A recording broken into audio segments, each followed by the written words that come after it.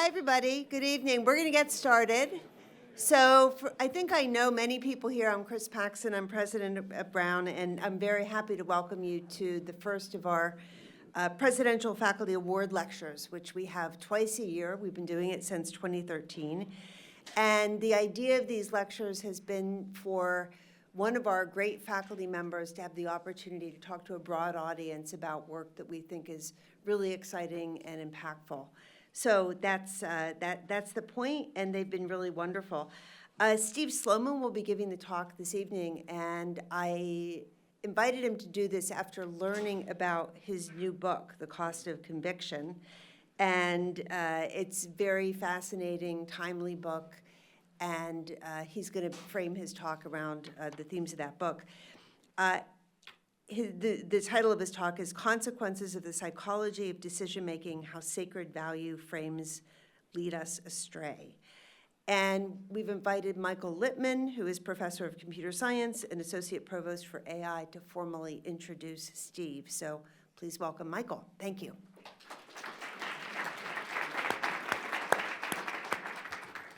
Thanks, Chris, and thanks everybody for being here. Hi, my name is Michael, and I'm a cognitive science groupie. And what I mean by that is that I'm not technically a cognitive scientist, but I always seem to find myself hanging around with them and listening to them and learning from them, and sometimes I carry their equipment to the gig. I mean, it's just a thing. And ever since I got to Brown, Steve Sloman has been my go-to cognitive scientist. I find his choice of problems and his perspective on solving them extremely compelling.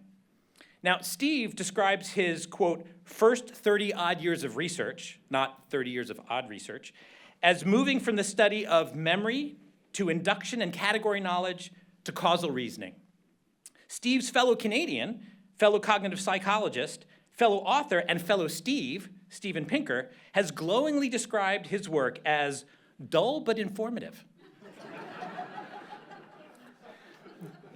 A thread through all of his research has been a focus on debates and tensions and disagreements. And if you've ever attended a seminar with Steve, you might not be all that surprised. He has a real knack for asking challenging questions. But actually, the kind of conflict that I'm talking about here is conflict among our own cognitive processes, battles that rage within. And so to give you a sense of what that looks like, here are some phrases from titles of his articles. When explanations compete, self-deception, categorization versus similarity, speaking versus thinking, knowing versus naming, naming versus imagining, and, dun dun dun, the battle between intuition and deliberation. It's a lot. Steve's most recent work has followed this thread into the social world. How do these internal struggles play out in our interactions with other people and groups? Here's a few titles. The Science of Fake News, Political Extremism is Supported by an Illusion of Understanding, and Knowledge over Confidence is Associated with Anti-Consensus Views on Controversial Scientific Issues. It's really, really important stuff. And in fact, I think our best hope in navigating and containing the fundamentally antisocial tendencies threatening the world is the kind of understanding that Steve has been painstakingly assembled throughout his entire career. And I anxiously anticipate his next 30-odd years of research. But for today, I'm delighted to introduce Steve Sloman and his presidential faculty lecture entitled, well, you can read it. Thanks so much.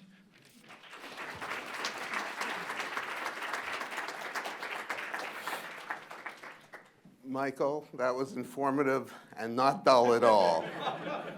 That was very impressive. Thank you so much. And I do want to say that I'm so happy to be here, so honored by this award. I served on the faculty executive committee for the past few years, and so I got to know Chris Paxson, President Paxson, excuse me, and our provost, Frank Doyle, a little bit.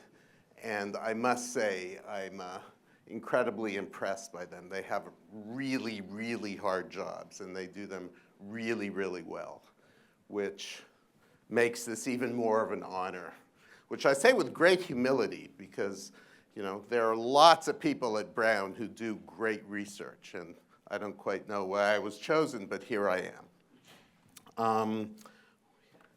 All right, so let's start with an example.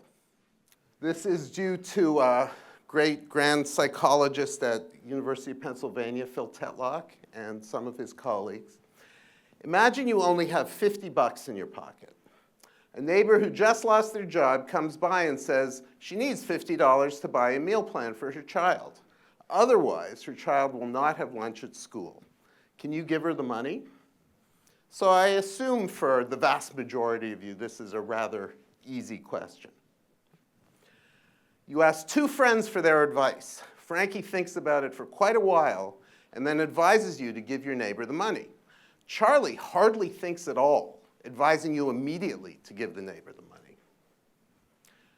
Who is more morally praiseworthy, Frankie or Charlie? So there are lots of sophisticated answers I've heard to this question, but before you hear mine, consider this other problem. So it's actually identical, except in this case, not only do you have a neighbor who needs $50 to feed their child, you also got a text from an old schoolmate asking to borrow $50 to buy the medication he needs to cure a serious illness. And now the question's the same. Frankie thinks about it quite a while. Charlie hardly thinks at all.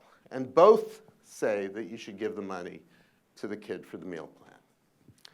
Who is more morally praiseworthy in this case, Frankie or Charlie?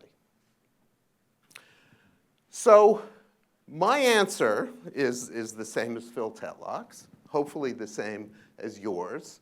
It's similar to that of most naive subjects who get this problem. What we're contrasting here is what I'll call a taboo trade-off. That is a trade-off between a sacred value, like providing meals to a child in need, versus a material gain. And you shouldn't engage in that sort of trade-off. That's taboo. As opposed to a tragic trade-off, where you have two sacred values, either giving $50 to save a child in need or $50 to save a friend, right, who would otherwise be sick. So Tetlock's insight is that deliberation is useful for tragic trade-offs. It's useful for deciding between two sacred values, but you don't need it for taboo trade-offs, right? If you're deciding between a sacred value and material gain, just go with the sacred value. No thought required. So what most people say is that Charlie was the right person in the first case for the taboo trade-off because he didn't think at all, whereas Frankie did. So what Tetlock has shown is that when people see violations of their sacred values, they feel more outrage than when they see violations of other things. They're more willing to punish the perpetrator. And they're more likely to engage in cleansing rituals. So in this case, in his studies, the cleansing ritual is volunteering for an organ donation campaign. I take this kind of example as pretty solid evidence that sacred values are psychologically real, right? That there's more than one way we have for making a decision. Not only can we make it based on the consequences, that's how we think we make almost all of our decisions, but we can also make them based on these sacred values. So, what do I mean by sacred values? I probably should call them protected values because it really captures what I'm trying to say more cleanly, but it doesn't have the sexiness of sacred values, right? But be clear that I'm not saying these are necessarily religious values, right? These are values that differ from consequentialist values because they refer to actions and not to outcomes. There's certain things we just shouldn't do, like murder, spit in people's faces, These are sacred values. And then there are some things we really should do, like say hello when we see someone we know on the street. So these refer to actions. Outcomes are irrelevant. And they also have this property of being absolute, right? So if you have a sacred value, as in the scenario I just showed you, you really should follow it. Why do we have sacred values? Well, I think the answer is actually pretty straightforward. It's because they're simple. They're simple because they allow us to ignore consequences. And what could make decision-making easier than being able to ignore consequences, right? And it also turns out that communities really love sacred values. In fact, I would argue that communities are defined by sacred values. Okay, so I'm sure many of you are asking yourselves the question, why did I bother coming here? Is he just telling me something that I've already known for a long time, that deontology is different from utilitarianism? And the answer is, yeah, right? Maybe you wasted your time. But I don't think I'm just rehashing that distinction. So what do I mean by deontology and utility? Well, deontology is an ethical theory, right? That's about choosing actions based on duty and not based on consequences. So that's a lot like sacred values. But notice that to a deontologist like Immanuel Kant, the idea was that you had some basic fundamental belief about what's good, right? In his case, the categorical imperative. In Jesus' case, it's the golden rule, right? Do unto others, etc. And then the way you act is derived through some kind of logic from that basic premise. As opposed to utilitarianism, which any good economist will tell you is about assigning values to gambles that are defined over outcomes. So it's the consequences that count for utilitarianism.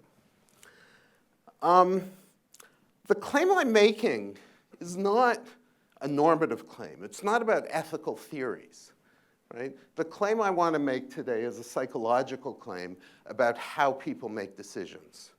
And I would never argue that we have anything resembling a deontological logic available to us. The sacred values that we use to make decisions, for the most part, are just handed down to us, I believe, by our families and our communities.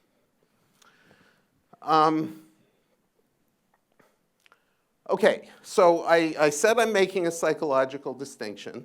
So let me say something about the psychology of sacred values. I could spend the next hour talking about other people's work on this topic. There's been a lot of it.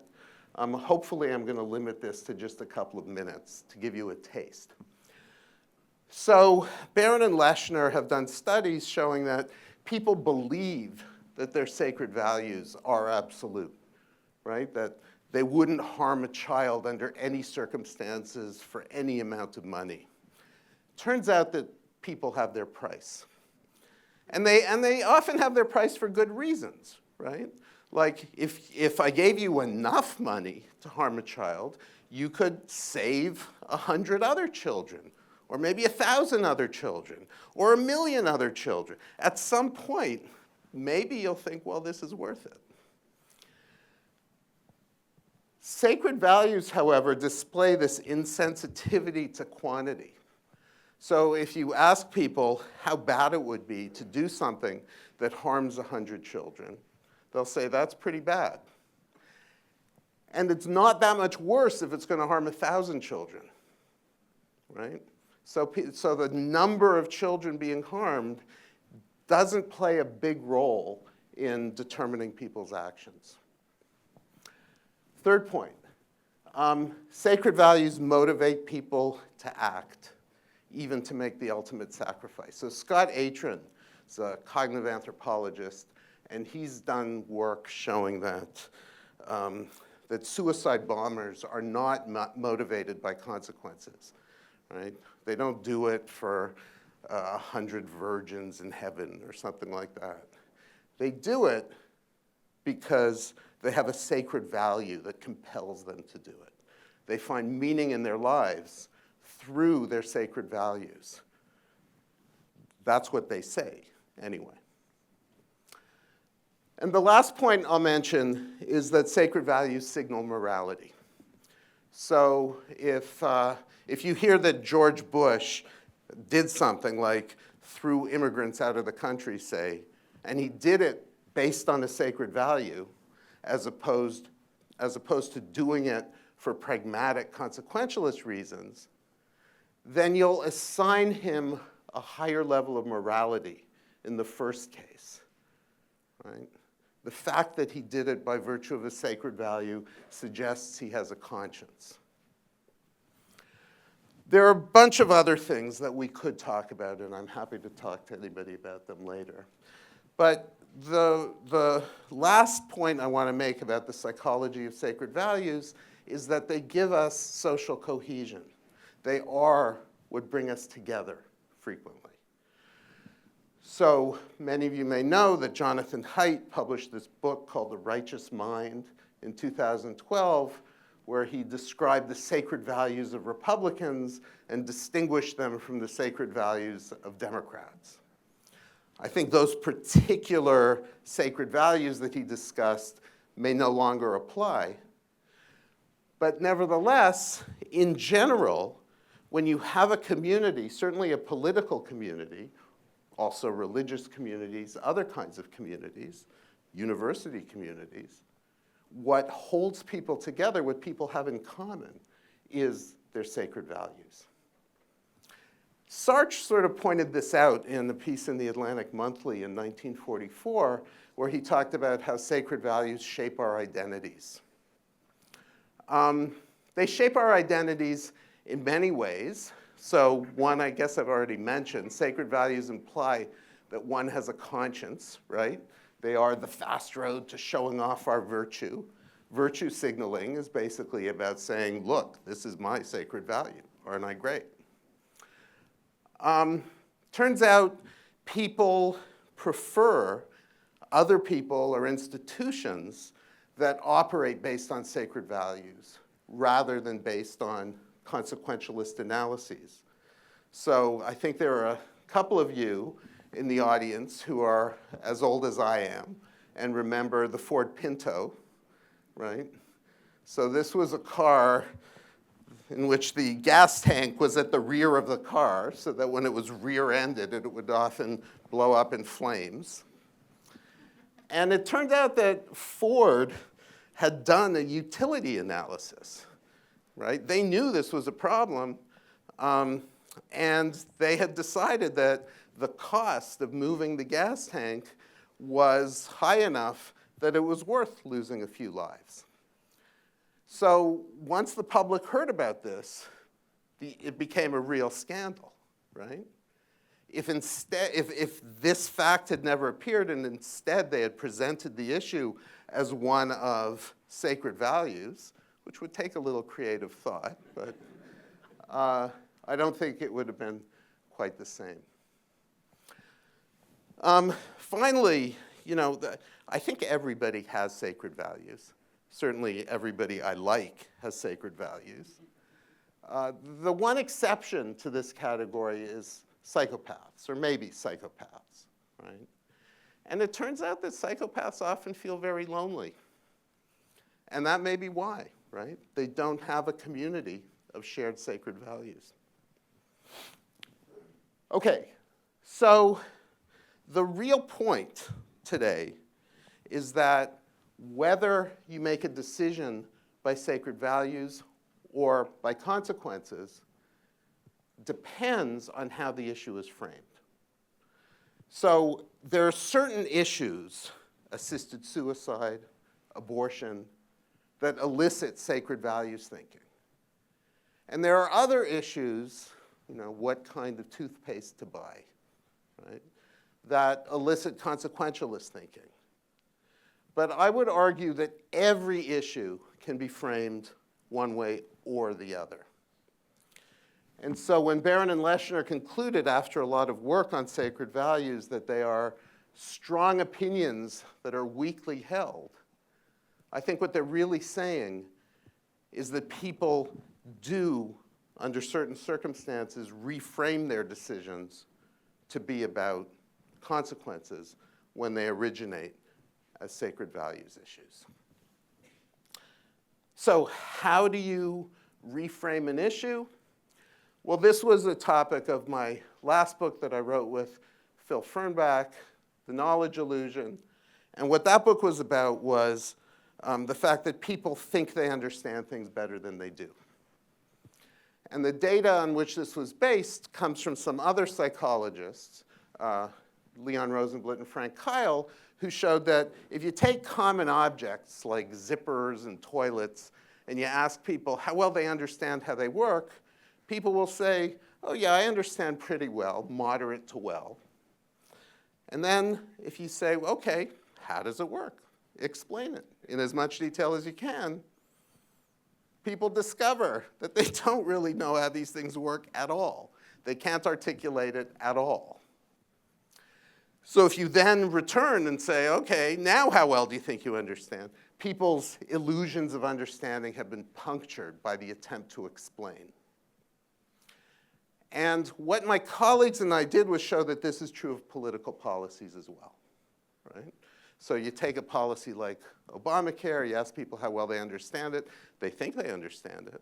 Then you say, okay, explain, how does it work? Suddenly, they're kind of at a loss. And so not only does their sense of understanding go down, but the extremity of their attitude also decreases. So simply asking for an explanation reduces the amount of polarization in the group. Right? People become less extreme in their beliefs. So this implies that opinion doesn't necessarily require knowledge, right?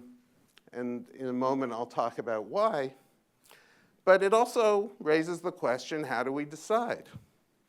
And one way to think about what we showed with policies is that people come into a situation, you ask them what they think about Obamacare, and they think in terms of sacred values.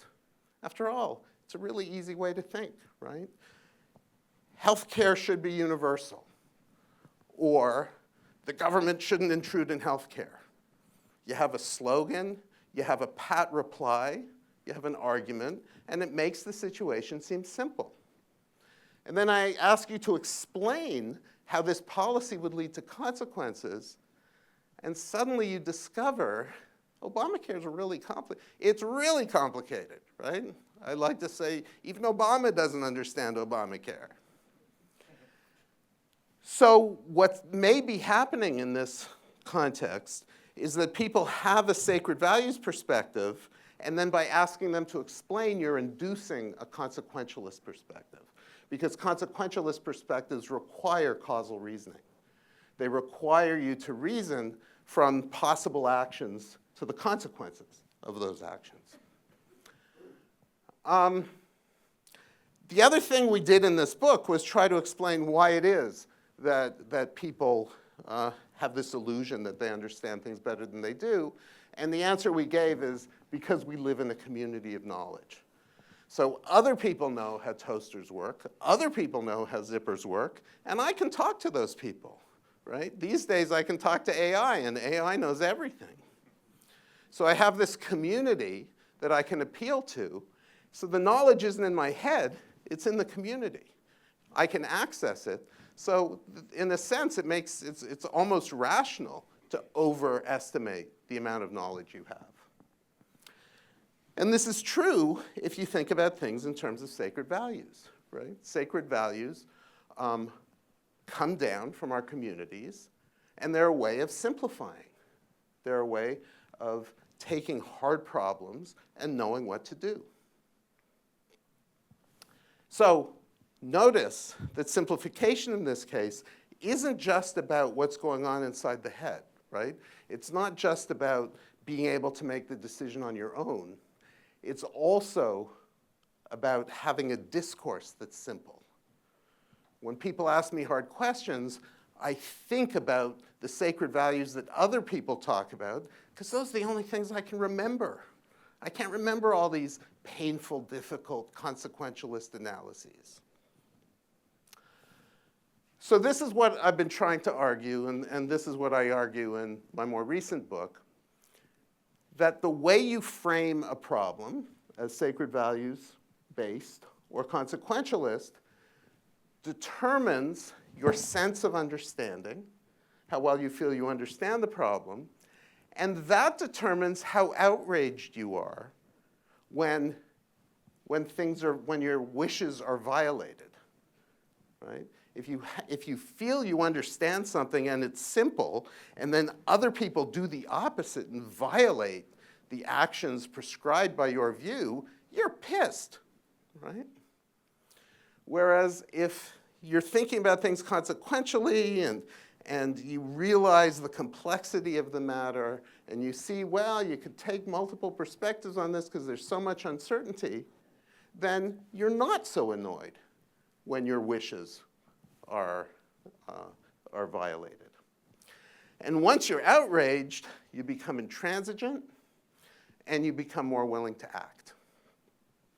So that's the view that I'm trying to argue for. Now I'm going to get boring and technical and describe 4 experiments done in the psychological laboratory to test these ideas. And these are experiments reported in a paper with my colleague Hyo Kim, Phil Fernbach, Lauren Min, and it hopefully will be published soon. So the first study is a correlational study where we take 4 issues. Here are the 4 issues. And we go online and get 250 people, mechanical Turk workers, right? So mechanical Turk workers are people who are available to fill out surveys online. Unfortunately, most of them these days are bots. But we did this study before bots took over Mechanical Turk. And we asked people whether their attitudes are values-based or consequence-based on a scale. It's important to understand that people have a lot of trouble understanding the distinction between sacred values and consequences. This is not something that comes naturally to people. In fact, if you look at an argument for universal health care made by Bernie Sanders, for instance, it'll be a hodgepodge of arguments. There'll be sacred values, there'll be consequences, there'll be the kitchen sink, right? He just wants to convince you. And most people are like that. So the distinction is not something that people have a lot of explicit access to. Nevertheless, we told them what we meant. We took some care telling them what we meant. And then we asked them to make a bunch of other judgments. And what we found was that to the degree people rated their own understanding as based on sacred values, they tended to say they understood the issue better. So the correlation between judgments of how well they understood the issue and whether they were thinking in sacred values terms was positive. And they also thought that their mechanistic understanding was high. They thought that the tractability of the issue was low, right? So if you're thinking in terms of sacred values, then you can't see compromise as possible. The extremity of their position was higher if they had a sacred values perspective. The issue was more important, and they felt more strongly about the issue. Okay, so that was a correlational study that's largely consistent with the little model that I showed you. Next, we tried 3 different ways to address this issue experimentally. So we tried to induce people to adopt either sacred values frames or consequentialist frames. So to induce a sacred values frame, we gave people this mock Reddit page, right? Looks just like what you would find on the website Reddit, but you won't find it there because it doesn't exist. we gave people two arguments, one on each side of this issue. And the issue was permitting lion hunting for a fee that in part supports lion conservation. So are you for that or against it? So on the for side, people were saying, well, animals are important, but they're not as important as humans. So that was their sacred value argument. Whereas the sacred values argument against was essentially that all life is valuable, all life is important. So people saw these arguments, half the people saw these arguments, half the people saw consequentialist arguments. Same issue, right? Permitting lion hunting for a fee that in part supports lion conservation. So the argument for this policy was that if you charge a fee, then you can take the money and you can save lions. Whereas the argument against was essentially you can't save lions by killing them. So they're seeing two arguments, both of them framed consequentially. And then when we asked people how well they understood the issue, if they had seen the sacred values framing, their judgment of how well they understood was higher than if they had seen the consequentialist framing. And if we ask them how resolvable is this issue, how tractable is this issue, then if they saw the sacred values argument, they thought was less tractable than if they saw the consequentialist argument. Okay, that was, and we had some other measures which showed the same thing. Our next attempt to frame issues for people was to have them elaborate themselves, to construct arguments themselves that were either sacred values arguments or consequentialist arguments. So to do that, we again had to spell out what we meant by sacred values, consequentialist, because people have trouble understanding that. But we went to some effort to do that.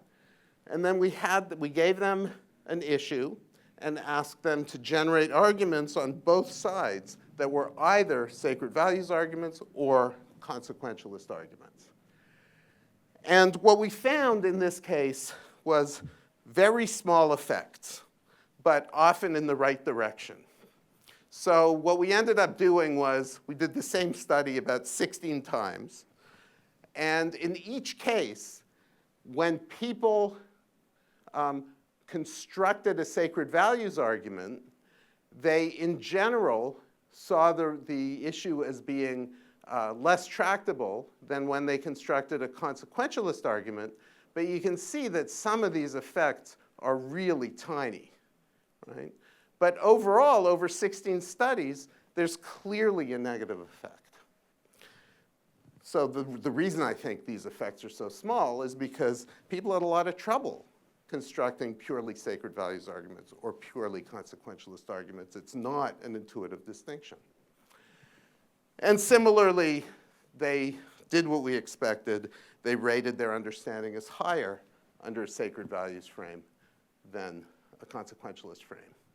Okay, final study of this type.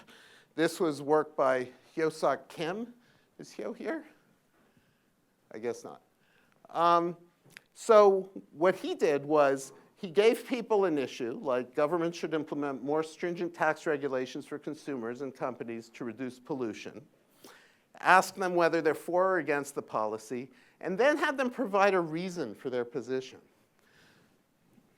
But the reason either came from, the reason was supposed to incorporate two words from either this set or different group of subjects, this set. So half the people were given the words absolute, rights, must, right, wrong, sacred. These are words that are part of the sacred values vocabulary. And they had to choose two of these words to construct their reason.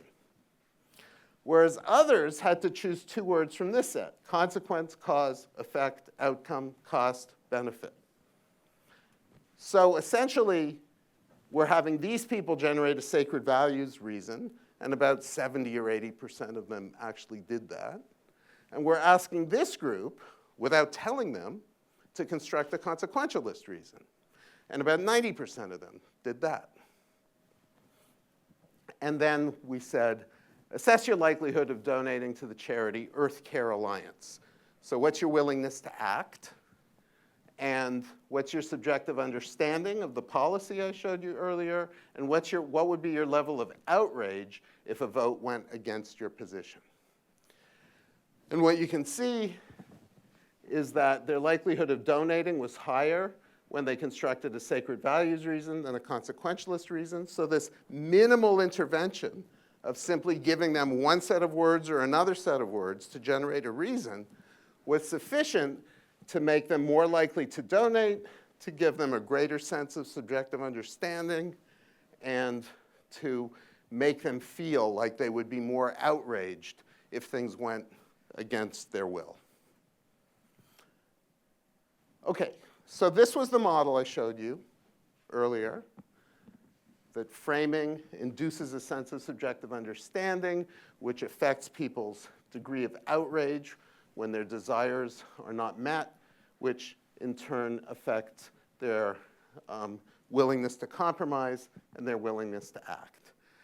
And I would say that the evidence I just showed you strongly supports at least the directions of these arrows, right? We could argue about the actual structure of the model, but clearly framing is having effects in the predicted directions.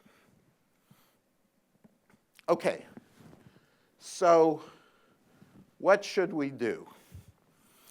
So my argument is that what's happening in society today is that we're just talking too much in terms of sacred values, and that's what's leading to polarization, right?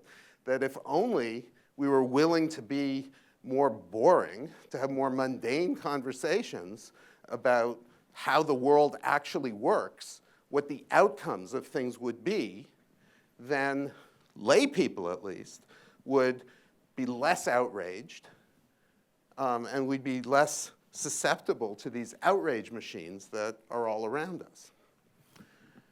So what should we do? So to answer this question, I'm going to describe the research of my student Almos Molnar, who's sitting right there. What he is doing is an approach that we call adversarial cooperation. So he takes his inspiration from the philosopher Karl Popper, who developed a theory that's sometimes called critical rationalism.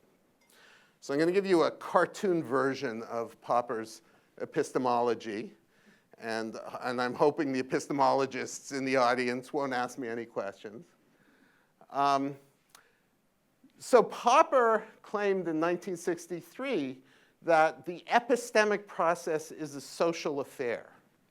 In other words, he was way ahead of us in appreciating the force of the community of knowledge, right? That thinking doesn't just occur inside the skull. He's not the only person who had that idea. Many people have, even before Popper. So in his book, Conjectures and Refutations, he claims that in progress in understanding things depends on two steps. The first step he calls the conjectures phase. And this involves guessing at the solution to a problem, or making up possible actions if you have a decision to make, right? Or making up possible judgments, being creative. And doing that is best done by having a group of like-minded people who can come up with these options, or one option per group. And then after you have the options available, you engage in a refutations phase in which you're criticizing the other guy's proposal. So the idea is that you have different groups, and each group generates good ideas through a cooperative process, but then you have an adversarial process. And that adversarial process winnows out the truth. Now, admittedly, assuming that such an adversarial process would work requires, we could call it a sacred value, right? Like everybody has to be interested in pursuing the truth. That's important. But the claim is that if you are, then this process will lead to separating the wheat from the chaff, right? And arriving at the best possible outcome. So the way Popper described it was a friendly, hostile division of labor which makes for objectivity. And he made the interesting observation that it benefits from having biased individuals in the group, right? So if each group is biased in favor of its own theory, then they're going to work together to come up with the best possible options, such that after tenaciously defending themselves and criticizing others, the best will rise to the top. Okay, so the empirical claims are that conjecturing is best done by individuals who are biased towards the theory or proposition, that refutation is best done by individuals who are biased against the theory or proposition, and that epistemic progress, we learn the most when we engage in a process of adversarial cooperation at the end of all this. It's worth noting that there are many cultural institutions that do this already. So the law is an adversarial process, right? Philosophy seminars, I've been to enough to know that those are adversarial processes. Effective scientific labs engage in some sort of adversarial process. Engineering firms have to test their own ideas, right? Okay, so is adversarial cooperation the way forward? So here's one of Almosh's experiments to test this idea. So imagine he created this following clever little problem. Imagine that you own a small American manufacturing firm specializing in hiking equipment, okay? And you have a budget of $4 million to spend on billboard advertising. But in order to break even, you have to reach 6 million people. 6 million people have to see your billboards. There are 3 companies. Agency A only costs $1 million, but you're only going to reach $1 million. Agency B costs $3 million, but you're only going to reach $3 million. Agency C, right, that's the winner because it costs $4 million, exactly your budget, and it has a reach of 6 million people. So obviously, you choose Agency C. There's a problem, though. As a result of recent economic developments, another company that grows and sells coffee was able to come into your state, and they have exactly the same problem. They have a budget of $4 million, and they also have to reach 6 million people. So there's competition between you and them. So what you gonna do?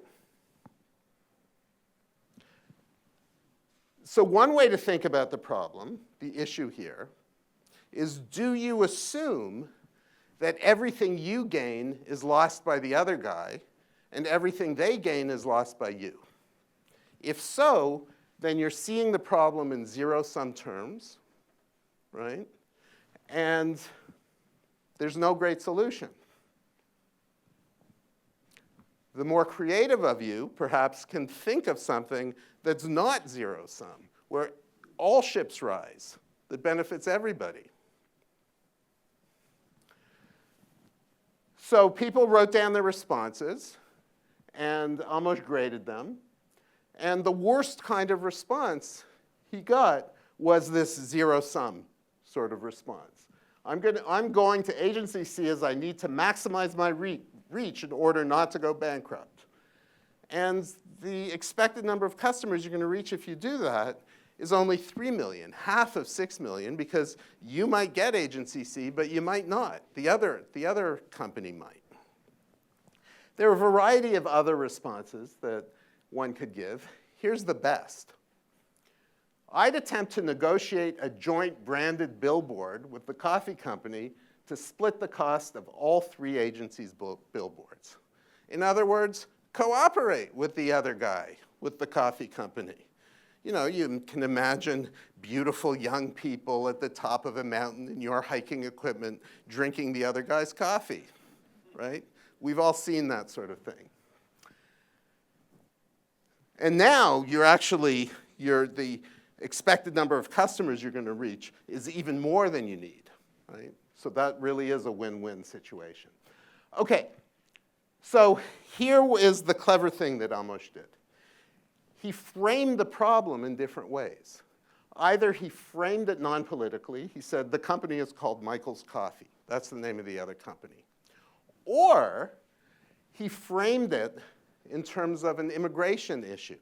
He said, as a result of recent pro-immigration policies adopted by the Democratic state administration, another company that grows and sells coffee was able to come into your state. The company is owned by English-speaking Latin American immigrants, and it is called El Café de Miguel.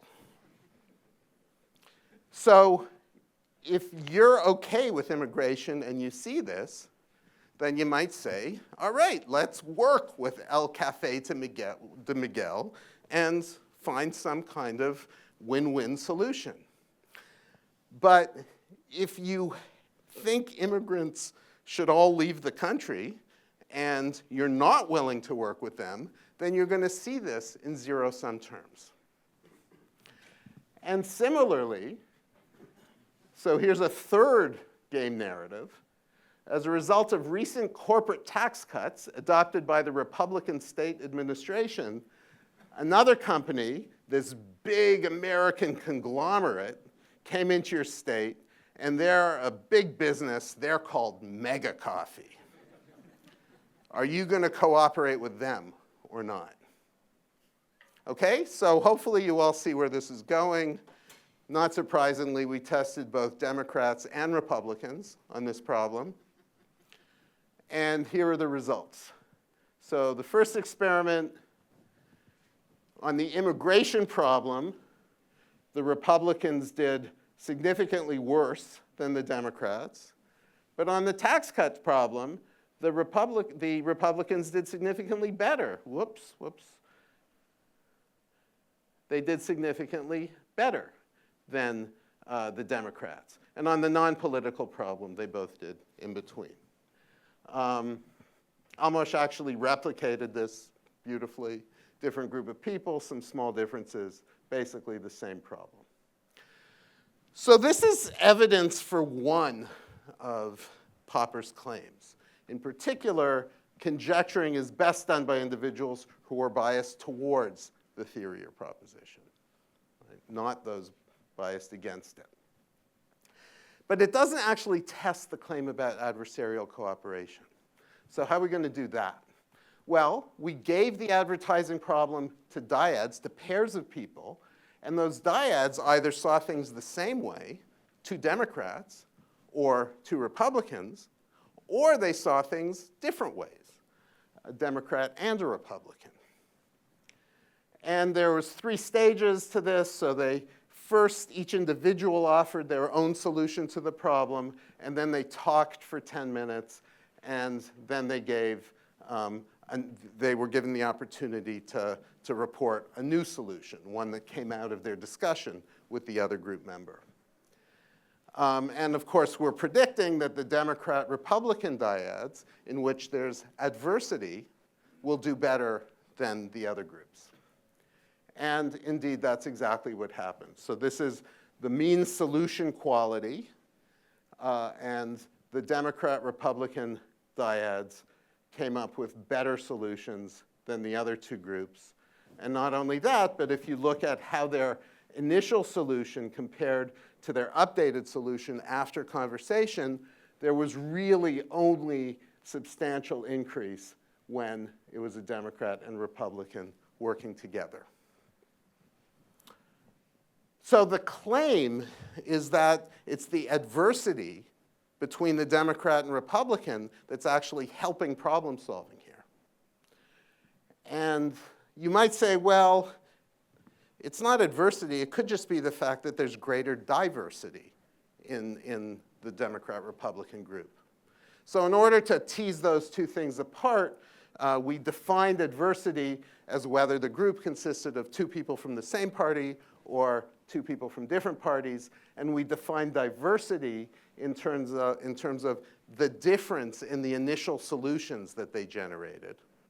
And then we did this statistical analysis and showed that actually both of these factors matter. So there's a contribution of adversity even when you take diversity into account. Okay, so that's it. In conclusion, sacred value and consequentialist decision strategies are deeply different from one another. They have different bases, and they're also psychologically different. Second, sacred values are necessary to live in a community, right? But they're overused. If we spoke and thought more in consequentialist terms, then we would be more humble because we would appreciate the complexity of problems and hopefully, therefore, come to more reasonable kinds of conclusions and reduce the level of polarization in society. One thing I haven't talked about is where our sacred values come from. In the book, I talk about it a little bit. Let me just say, I believe that we deploy sacred values in the same way that we deploy cocaine, right? That is, we get addicted to it. We get addicted to these simple slogans that drive discourse. And we have a society, of course, that is built to make that kind of, the outrage that follows from that kind of discourse more likely. So our responsibility as citizens is to try to avoid that sort of outrage. And thank you very much. That's it.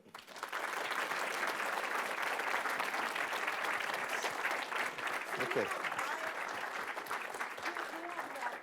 More than 5 minutes for questions. Thank you very much.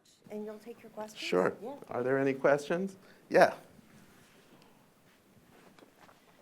Thanks, Stephen. That was a great talk. I was wondering if your work leads to any suggestions for dialogue across ideological boundaries, like asking people to explain themselves, for example.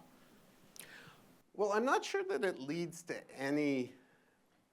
So Scott Atran's work does answer your question directly.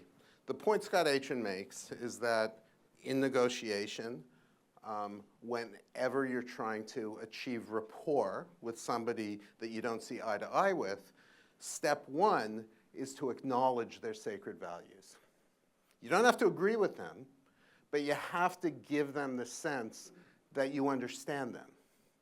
And that's the best way to demonstrate understanding of someone, to understand their most basic values. The other element that comes out of my work applies not just to dealing with people who you don't see eye to eye with, but dealing with everyone, and that is allow for complexity, right? Allow for the fact that the world is full of uncertainty and things are too complex. Things of any importance are too complex for us to understand. And so, therefore, be humble in your approach by trying to explain things to yourself as well as the other person. Hi. Hi, how you doing? Thank you so much for that talk. I guess my first, thank you so much for that talk, Stephen. I guess, is this on? I think Yes, so. it is, okay. My first question is, what happens if we take off the adjective sacred? So if you imagine most of these statements without the modifier sacred, you instead are looking at a situation where you have complexity of value, rather than simply something that seems to me loaded toward an absolutely held, automatically acted upon value. And it seems to me that and I'm also wondering if by using sacred value, you really are focusing mostly on ideology and religion. I mean, your examples, don't necessarily entirely connect to those two registers, but that's what it seems to me. And in that case, yeah, you're looking at a situation where the complexities of polarization or the need for overlapping consensus or, sort of some diminishment of principle and some elevation of the practical is important. But, part of what I think is complexity is the complexity of variously held values and commitments that motivate all sorts of judgments, even about consequences. So, I'm one of these people who's going to have a hard time separating the two. But anyway, my main question is, is sacred kind of loading the argument? So I'm not sure how you think it's loading the argument, because I think I'm coming to exactly the same conclusion you are. I think you're pointing out a sense in which using the term sacred may be misleading. Because, as I said at the beginning, I don't want the notion to be understood as being necessarily religious.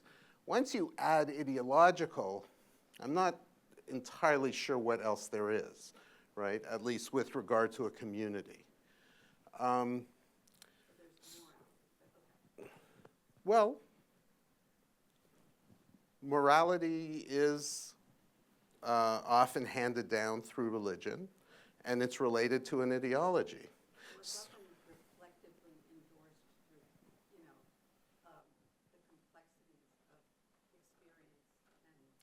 experience. So my claim is precisely that if you want people to allow for that complexity, you have to avoid values that are action-based and instead focus on values that are outcome-based, right? That's another way to make my point. So what's distinct about sacred values is that they apply to actions. Consequentialist values apply to outcomes.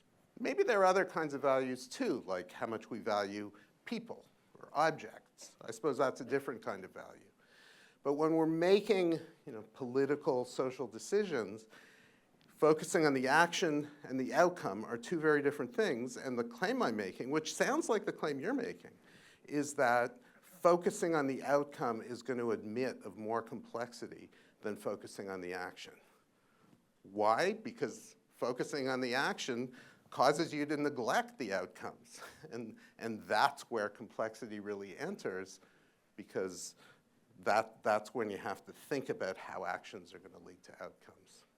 So maybe I'm missing your point, but maybe we can pursue it later. Yeah. Mark? Thanks. Really great to hear the whole argument, Steve. Maybe something that is along the lines of what Amanda is getting at would be the kind of necessary presuppositions for this to work. Consequentialism can really only have these beneficial outcomes that you suggest if people share beliefs about the consequences. So if I believe that one consequence of my acting in a certain way is that I will burn for eternity in hell, then, and you don't share that view, then we have a problem. Similarly, with the Popperian idea that these adversarial discussions can lead to better results, presumes that the two discussants agree on what are convincing arguments. Absolutely. Yes. So the last point I intended to make, right, that there are presuppositions in the Popperian framework that you can think of as sacred values, like we respect the truth, and that is our final goal. Look, I hope I didn't give the impression that I think thinking consequentially is a silver bullet that'll solve all society's problems, right? Yeah, I mean, there are fundamental differences in interest. There are fundamental differences in worldview, and we have to live with those. The question is, given that those exist, what's the best way for us to proceed? And I would argue that trying to find shared common consequentialist interests, right, is going to be a lot easier than finding shared sacred values when those sacred values differ. So there are some universal sacred values, right? Like, I don't know, there are very few people who think that murder is okay. But they're at such a high level of abstraction that they're not really going to lend themselves to effective conversation, never mind negotiation. Whereas we can take a step towards finding commonality if we're thinking about mutual interest, right? If we're thinking about which actions are going to benefit us both. Yeah, it's hard, right? Can't deny that. I think we have time maybe for one more question. One more. Polly. Oh, okay. I'd like to say this clearly, thank you. All your studies, or at least most that you cited, are conducted just on a certain population, a fairly narrow. That's true. So I'm just wondering, I don't have any reason to think that it would make a difference. Yeah. But are you concerned with how universal this is? What happens if you conduct these studies in a much more cross-cultural? And I'm not talking about what the values are. That's not what's at issue, what are sacred values across cultures, but rather this interplay, the particular interplay between the consequential and the sacred value reasoning. Do you have reason to assume that this is going to project out cross-culturally, and are you worried about not having looked at that question? I'm not worried. Maybe I should be.